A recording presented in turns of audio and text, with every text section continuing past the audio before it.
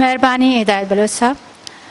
अब मैं गुजारिश करूँगी मोहतरमा बुशरा नाज साहिबा को, आप पंजाबी और उर्दू शायरा की जदीद जो शायरी है उनमें उसमें तमाम बड़ा नाम है उनका, और वो स्पेशली इस प्रोग्राम के लिए फैसलाबाद से आई हैं, तो आप अंदाज़ा कर सकते हैं कि उनका सिंधी अदब से कितना गहरा वास्ता रहा है, वो कितना इंटरेस्ट है उनको सिंधी अदब में। मोहतरमा बुशरा नाज साहिबा।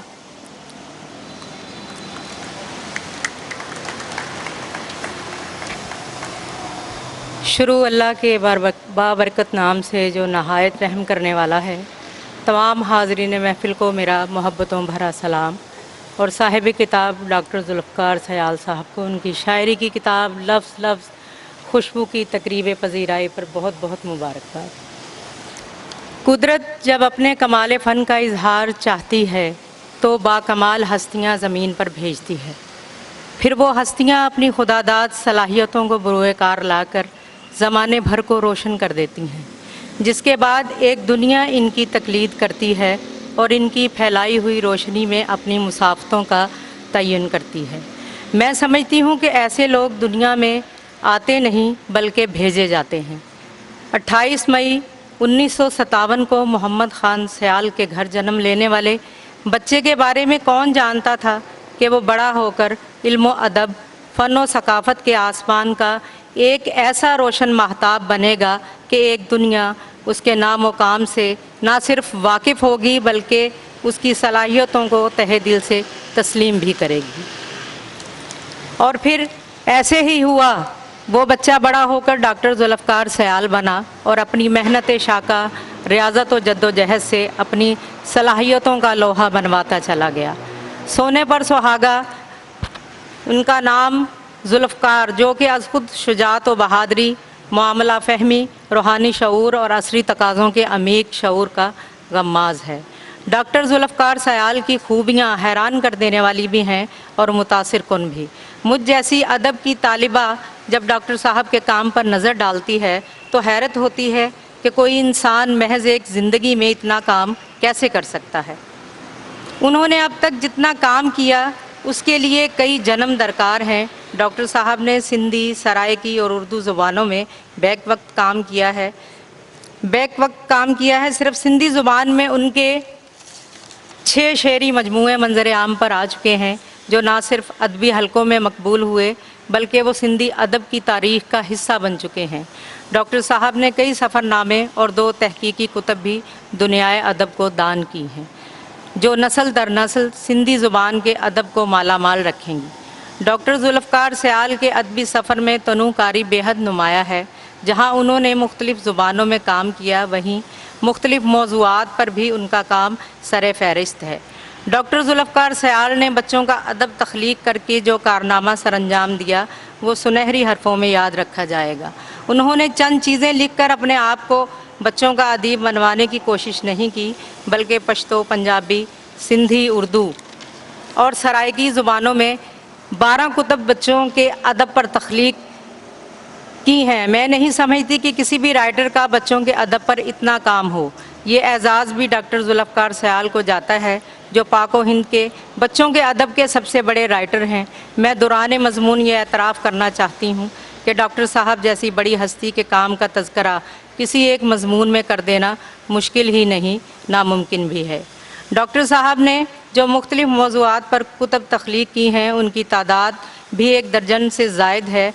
आपने 3 ज़ुबानों में शायरी की। सच तो यह है कि मुझे खुद समझ नहीं आ रही कि मैं इनकी किन किन अज़मतों का ज़िक्र करूं। वो मुतअद्दिद बार बैरून मुल्क भी पाकिस्तान की नुमाइंदगी कर चुके हैं। आपने बैनुल अक़वामी कॉन्फ्रेंस अटेंड की हैं, जिसमें अमेरिका, इंग्लैंड और सार्क राइटर्स कॉन्फ्रेंस शामिल हैं। डॉक्टर साहब से मेरी मुलाकात सार्क राइटर्स कॉन्फ्रेंस में हुई, जहां हम पाकिस्तान डेलीगेशन में थे। डॉक्टर साहब की काबिलियत के पेश नज़र अमृतसर में गुरु नानक यूनिवर्सिटी में इनसे दरख्वास्त की गई कि ये पाकिस्तानी वफ़द की क़यादत संभालें।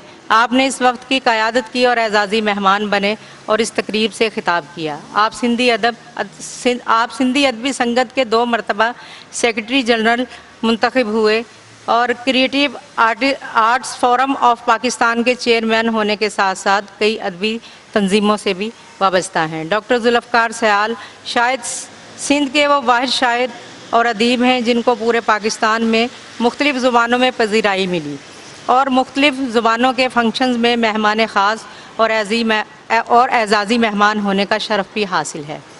आपने मल्टी लैंग्वेज कॉन्फ्रेंस मुनक़्क़द की जिसमें कराची और इस्लामाबाद शामिल हैं। मेरी भी खुशकिस्मती रही है कि मैं 2 बार इनकी मुनक़्क़द की गई कॉन्फ्रेंस में शमूलियत कर चुकी हूँ। बैक वक्त शायरी और नसर में महारत रखने वाले इस महान लिखारी ने 35 साल मुख्तलिफ़ अखबारों में आईना और अक्स के नाम से कॉलम लिखे जो बहुत मकबूल हुए।